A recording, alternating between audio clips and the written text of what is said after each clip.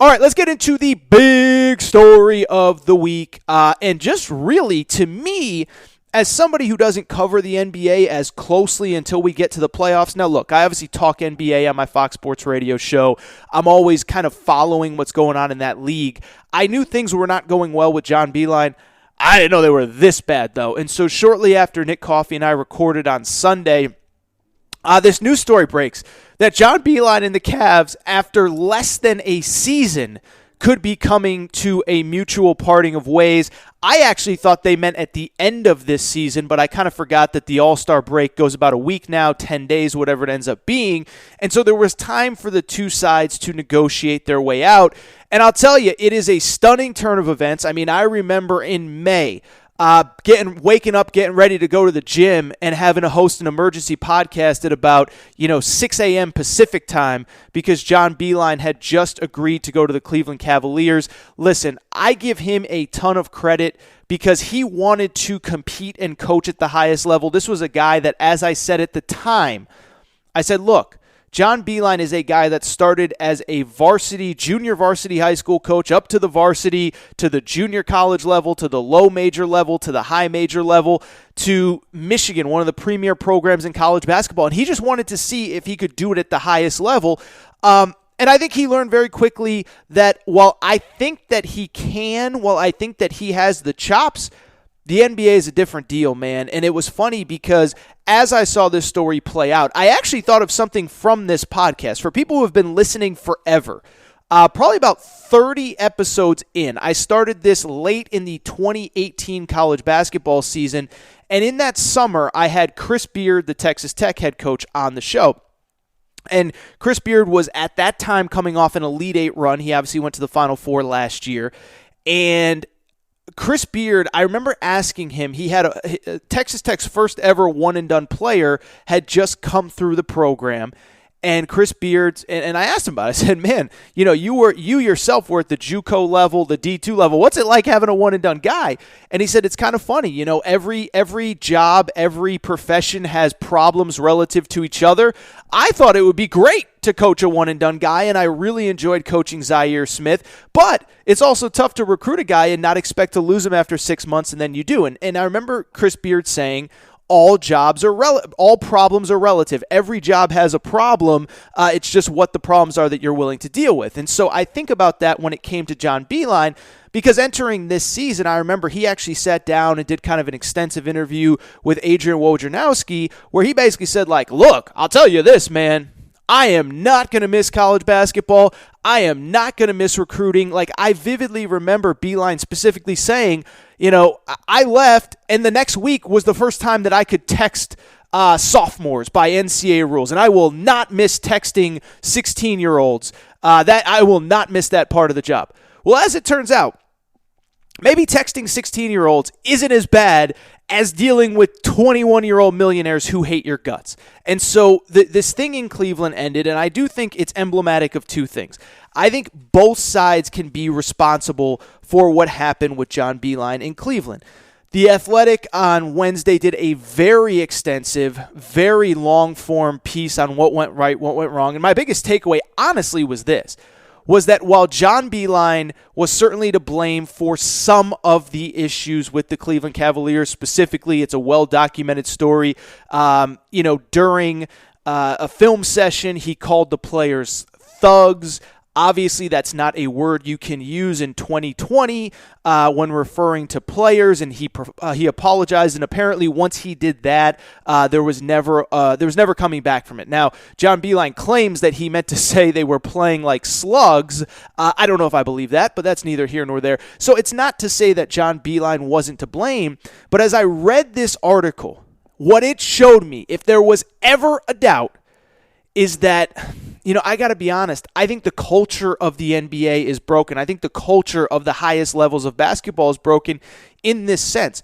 The reason that John Beilein struggled at the NBA level is two reasons. One, guys just don't want to work. And if you read this article, you'll see that, for example, it started in Summer League where he had a bunch of rookies and a bunch of G League guys.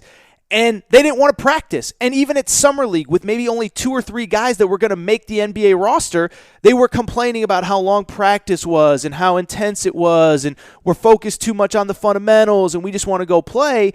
And then coming into the season, the report said that guys just didn't show up for practice, or they'd show up late, or they'd show up when they want, or they'd complain about film sessions.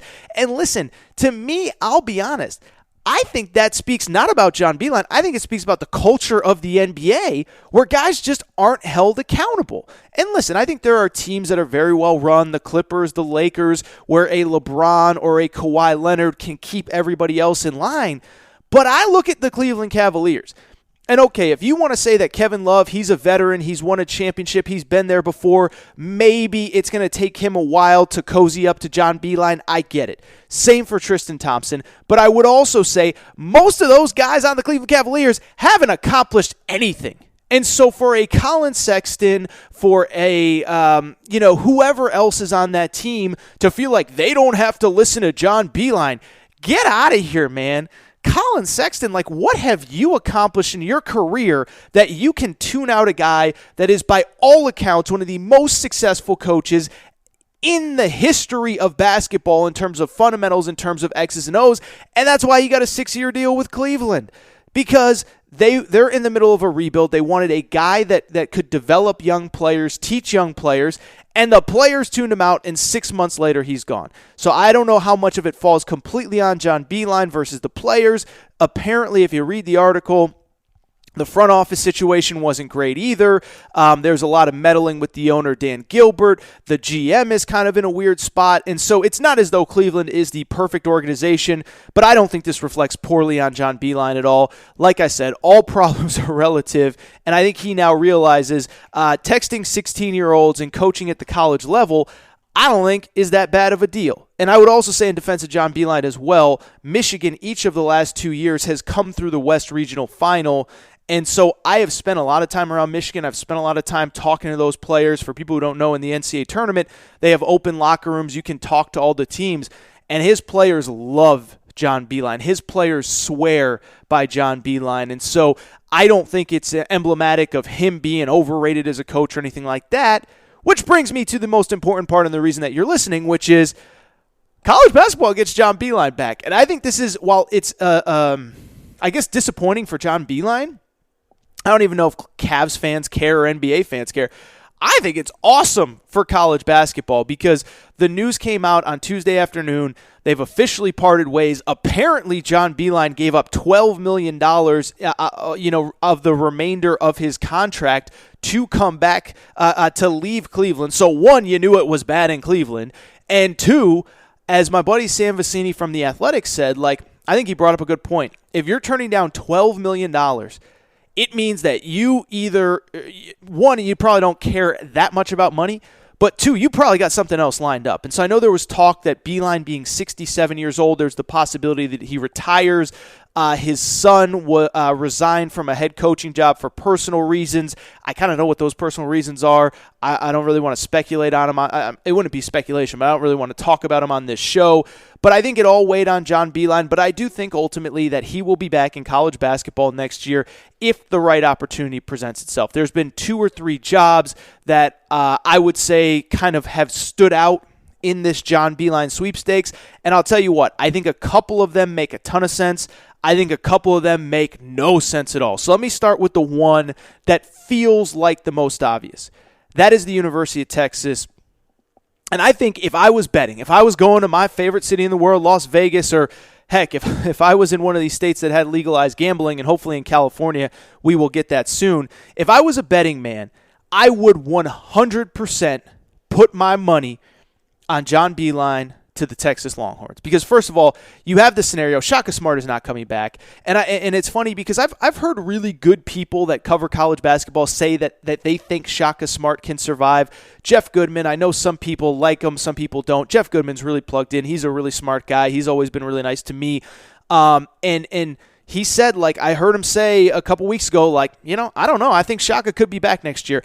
I just don't see that. This is now year 5. You have to remember, Texas ran Rick Barnes out of town not because he couldn't get to the NCAA tournament, but because he didn't win enough once he got there. Rick Barnes, I don't think people realize, 16 NCAA tournament bids in 17 years. That guy can coach. 16 tournament bids in 17 years at Texas, whereas Shaka Smart's about to miss the tournament for the third time in 5 years. The 2 times he went, they've lost in the first round. Even when they've gone, they've never been great. And as a matter of fact, his best season came when he had Rick Barnes as players. And so there's going to be an opening. It's a high-profile job. They'll be able to pay John Beilein well, and I think it's the right fit for John Beilein, and let me explain why.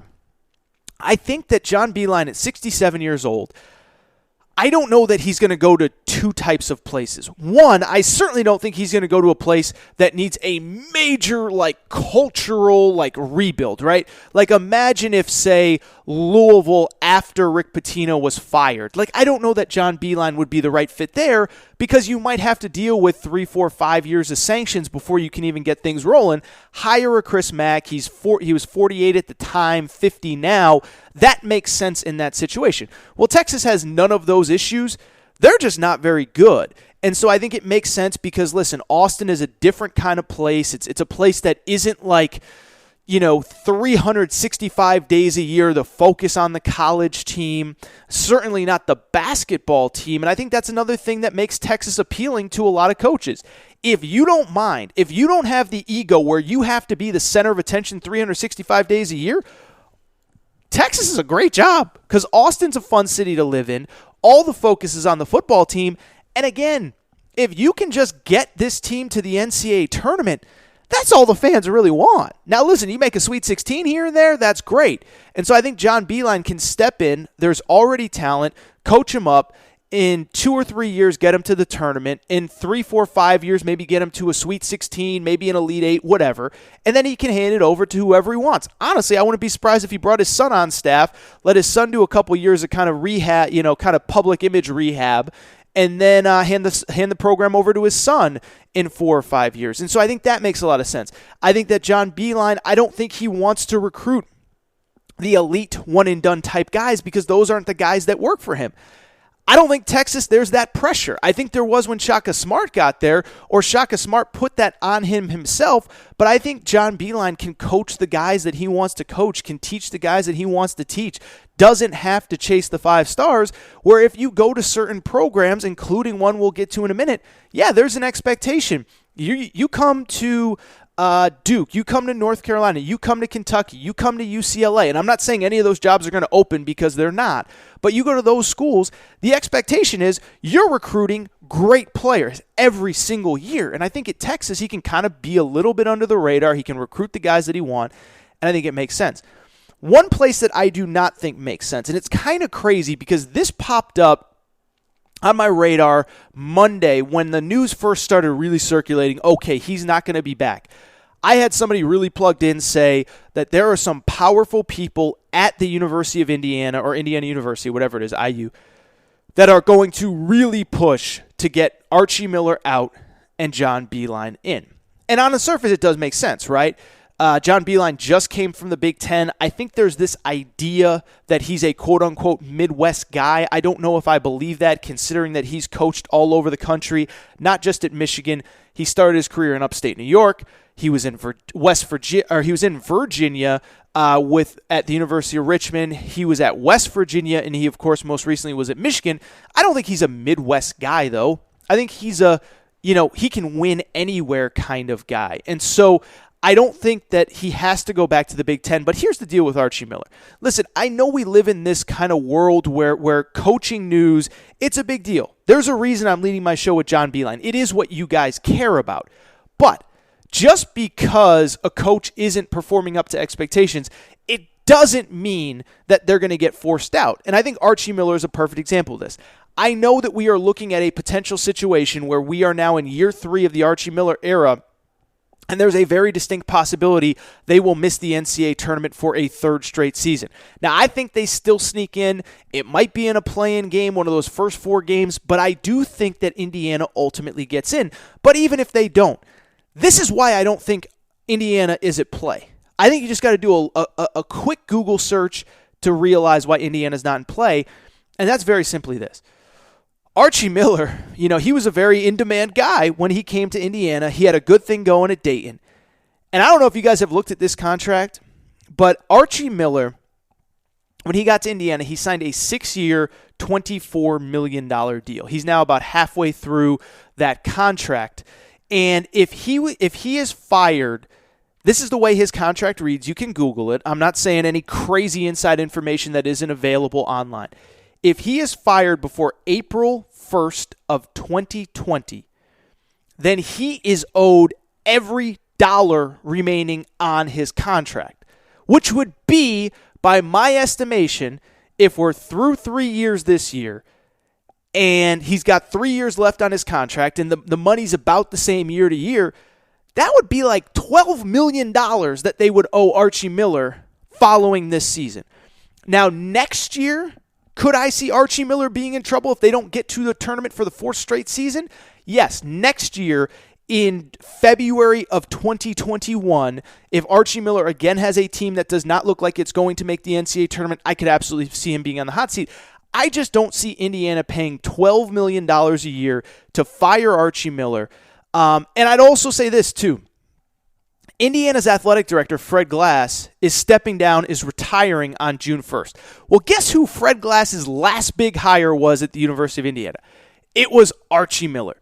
And so what you're telling me, if you think that John Beilein is a candidate or that Indiana is going to push Archie Miller out and pay John Beilein, what you're telling me is that Indiana, their AD, his last big hire as the AD, he is going to say, yeah, I whiffed on that hire, and then leave the new AD a $12 million bill in how much you would owe Archie Miller, plus whatever you're going to have to pay John Beilein. I just don't see that happening. And so I think Archie Miller is safe.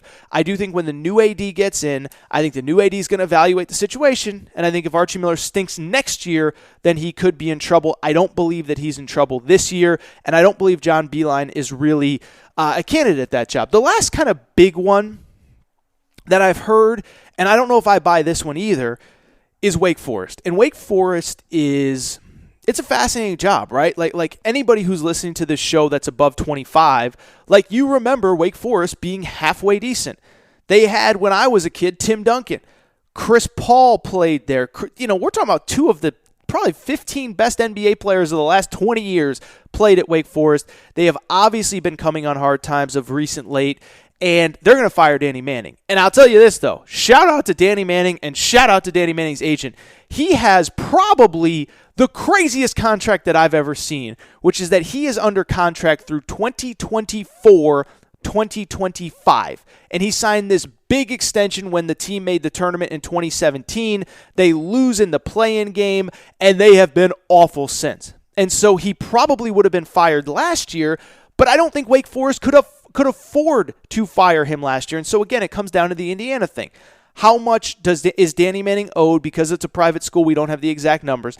And how much can they afford to pay? And what I think this comes back to is something that came up last week with the Mel Tucker stuff. What was the number one story when Mel Tucker, the football coach, left Colorado for Michigan State?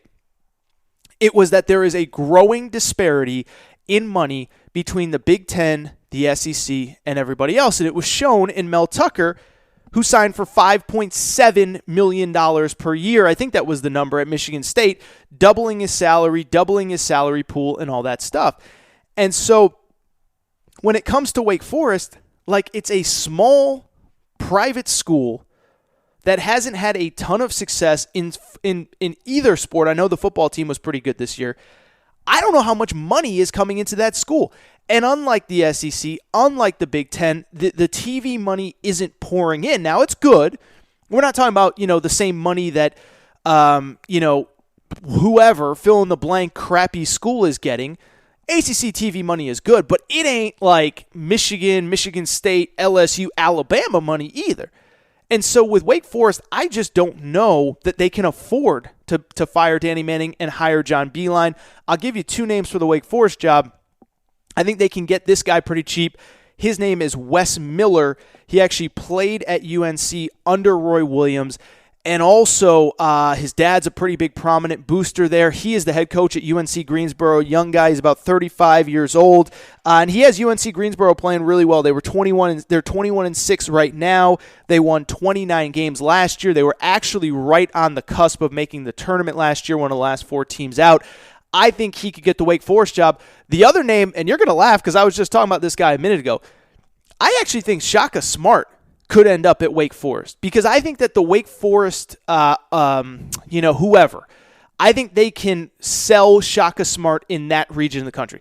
Yeah, he went to Texas and it didn't work, but did you see what he did here in ACC country at VCU?